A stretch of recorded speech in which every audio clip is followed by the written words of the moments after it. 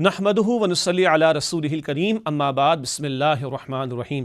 نبی مکرم صلی اللہ علیہ وسلم نے ہمارے عقیدے کی درستگی کے حوالے سے اور اللہ سبحانہ تعالیٰ پر توکل رکھنے کے حوالے سے بہت قیمتی کلمات ارشاد فرمائے ہیں۔ مشہور واقعہ جس میں سیدنا عبداللہ بن عباس رضی اللہ تعالیٰ عنہ رسول اللہ علیہ السلام کے ساتھ سواری پر تھے اور حضور نے کچھ تعلیمات ان کو عطا فرمائیں۔ ان تعلیمات کا ایک حصہ، اس کا مفہوم و ترجمہ میں آپ کے سامنے رکھ رہا ہوں۔ جامع ترمذی اور دیگر احادیث کی کتب میں یہ روایت نقل ہوئی ہے۔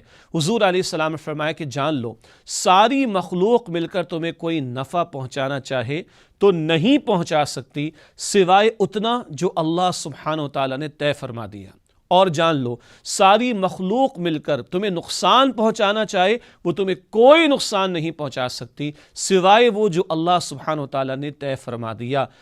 صحیفے خشک ہو چکے اور قلم اٹھا دیے گئے۔ اللہ اکبر۔ یہ جامع ترمذی شریف کی روایت۔ کوئی نفع مجھے نہیں پہنچ سکتا سوائے وہ جو اللہ نے طے کر دیا، کوئی نقصان مجھے نہیں پہنچ سکتا سوائے وہ جو اللہ نے طے کر دیا۔ یعنی ایک اور مفہوم، جو نقصان پہنچنا ہے وہ پہنچ کر رہے گا اور جو نفع ملنا ہے وہ مل کر رہے گا۔ تقدیر اللہ نے طے فرما دی ہے۔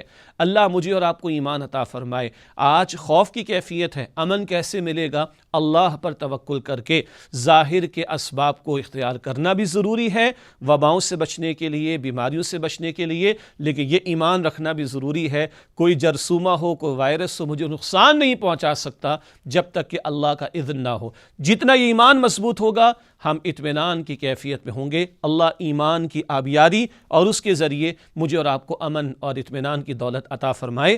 آمین یا رب العالمین۔ وآخر دعوانا ان الحمد للہ رب العالمین۔ والسلام علیکم ورحمۃ اللہ وبرکاتہ۔